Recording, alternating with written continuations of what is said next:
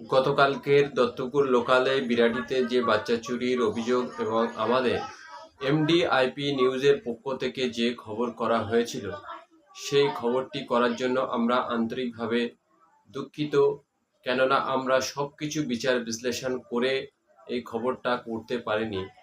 যেখানে বারাসাত জেআরপি বলে দিচ্ছে যে এটি সম্পূর্ণ একটি মিথ্যে ঘটনা, অর্থাৎ যে মহিলাটি বাচ্চা নিয়ে যাচ্ছিল সেই মহিলাটি আদতে বিহারের বাসিন্দা। তিনি 10-11 মাস পূর্বে পশ্চিমবঙ্গের বামনগাছিতে একটি ভাড়া বাড়িতে থাকতো। অত্যন্ত দরিদ্র পরিবার। ওই মহিলা, তার স্বামী এবং ওই 8 মাসের শিশু নিয়ে তাদের সংসার। ওই মহিলাটি মানসিকভাবে ভারসাম্যহীন। তিনি ওই বাচ্চাটিকে নিয়ে নীলরতনে বাচ্চার জন্য ওষুধ নিয়ে আসতে যাচ্ছিল। কোনো রকমভাবে ভারসাম্যহীন মহিলাকে দেখে ট্রেন যাত্রীরা তাকে চোর সন্দেহ করেছিল এবং চোর সন্দেহ করাতে একটা বড় আকার ধারণ করে এবং আমরা ওই খবরটিকে সম্পূর্ণরূপে বিচার বিশ্লেষণ না করেই আমরা আমাদের পক্ষ থেকেও আমরা ওটাকে বাচ্চা চুরির সঠিক ঘটনা বলে প্রচার করেছিলাম। তার জন্য আমরা আন্তরিকভাবে দুঃখিত। তারপরে আমরা খবর নিয়ে এবং পারিপার্শ্বিক বিভিন্ন রকম তথ্যসূত্র থেকে আমরা যে খবরটি পেলাম সেটা আপনাদের বললাম। বিগত প্রায় 10-11 মাস পূর্বে বিহার থেকে পশ্চিমবঙ্গে এসে বামনগাছিতে ভাড়া থাকতো। সেই বামনগাছি যারা এই 10-11 মাসে পরিচিত হয়েছে তারা কি বলছে আপনারা দেখুন। আবারও বলছি, এমন দায়িত্ব জ্ঞানহীন খবর করার জন্য আমরা আন্তরিকভাবে দুঃখিত। শুনলাম, বাড়ি এসে শুনলাম এরম বিরাটি ধরিছে, ধরিয়ে জিআরপি অফিসে নিয়ে গেছে। আর আমরা জিআরপি অফিসে গিয়েছি, যাই ওনাদের সাথে কথাবার্তা বলেছি।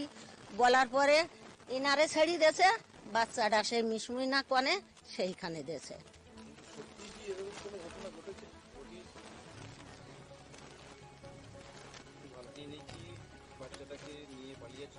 না না, হ্যাঁ ওর বাচ্চা, এই 2 মাস। নামে ভাড়া পয়সা করি কিছু দেই না শোনা আমার। ওই বাচ্চাটা নিয়ে ওরা 3 জন থাকে, ওর স্বামী আরো 8 মাস। না আমি বাড়ি ছিলাম না, কাজে গেলাম, আমি জানি না। আইসি সন্ধ্যেবেলায় বাড়ি আইসি, আইসি শুনিছি, শুনিয়ে ওনার বর আমরা 4-5 জন গেলাম। আগে গেছি বিরাটি অফিসে, তারপরে ওনারা সাথে করে এনে বারাসাত দেখেছে, বারাসাত অফিসে ঢুকেছি, ওই এনে সব কথা হয়েছে। হওয়ার পরে কাগজপাতি লিখে ওনারে ছাড়িয়েছে আমার কাছে। ওই ব্যাগটাই করে হয়তো বাচ্চার জামা প্যান্ট নিরাতিল, পায়খানা পিসাব তো বাচ্চারা করে, ছোট বাচ্চা। এ ব্যাগটা দিয়ে তো এই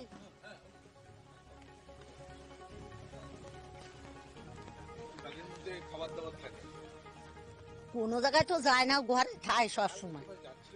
হ্যাঁ ওষুধ আনতে যাচ্ছিল নীলনতন। হ্যাঁ ওই বাচ্চাটা নিয়ে ওনার বর তো জোগাড়ি কাজ করে, ওনার বর বাড়ি থাকে না, কাজে যায়। ও তখন যাচ্ছিল, আর যার পরে ওই বেড়াটি ওই এনে সব ধরিয়েছে। আর ও তো কথা বলছিস হয়তো দেখলেন। হ্যাঁ মাথার সমস্যা আছে, একা একা বকবে, একা একা হাসবে, কি বলবে কি হবে কেউ বুঝতে পারবে না।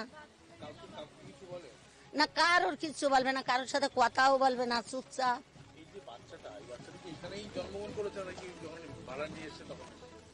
বাচ্চাটা কোলে করে নিয়ে 2 মাস আইয়েছে আমার এই, ও ওই পাড়ায় ছিল।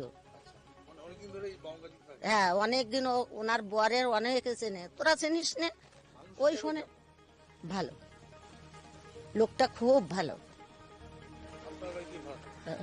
কালকে রাতের বেলায় কি ঘটনা ঘটলো? ওনাকে ছেড়ে দিল তো জিআরপি ছিল।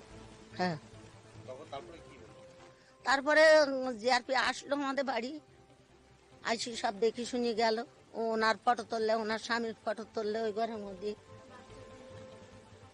জামা কাপড় দেখলে, দুধের বোতল দেখলে, ফিটারটা দেখলে, দেখে হ্যাঁ, সব কিছু দেখি তারপরে ওনারা গেছে। তারপরে বাচ্চা ওনার কোথাও পড়ানো হ্যাঁ, বাচ্চা এখন কোথায়? বাচ্চা সেই মিশুমুই না কোথায় দেশে সেইখানে আছে। আমাকে বলি দিয়েছে বাচ্চা যদি কোনো কাগজপাতি আনতে পারো তাহলে বাচ্চা পাবা, তাই বলি। সে পাবো কি না পাবো সে ওনারা জানে, আমরা আর অত কিছু জিজ্ঞেস করিনি। যে বাবা এই বাচ্চাটার বাবা সে সে তো পাগলাই গেছে বাচ্চার জ্বালায়। আছে কোথায় উনি কোথায় গেছে? উনি সেই কাগজের জন্য ছুটি বেড়াইতেছে। ওই যে বললাম না এক ফোঁটা কাগজ হসপিটালের বোধহয়, সেই কাগজ দোকান আনার জন্য কোথায় কোথায় ঘুরে বেড়াইতেছে। সে কোয়ানে দেশে সেই কি কাটমাট বানাতি তার কাছে গেছে মনে হয়। সে সকাল বেলায় গেছে, আনো ফেরিনি। কাগজ না হলে এখন আর বাচ্চা পাবে না। বাচ্চা পুলিশের কাছে থাকবে। হ্যাঁ, তার কি শুধু কি জিআরপি এসেছিল নাকি আর পুলিশ এসেছিল? জিআরপিআই। এছাড়া আর কিছু কি বলে গেছে? না, আর কিছু বলে কেউ আর গ্রেপ্তার বা আটক ফাটক করে? না। বাচ্চাটাকে ওনাদের কাছে হ্যাঁ, বাচ্চা এখন সুস্থ আছে হ্যাঁ। ওগুলো দেখে এসে না, আমরা আমাকে দেখাইনি। বলেছে হ্যাঁ, কি না রিজিয়া বিবি।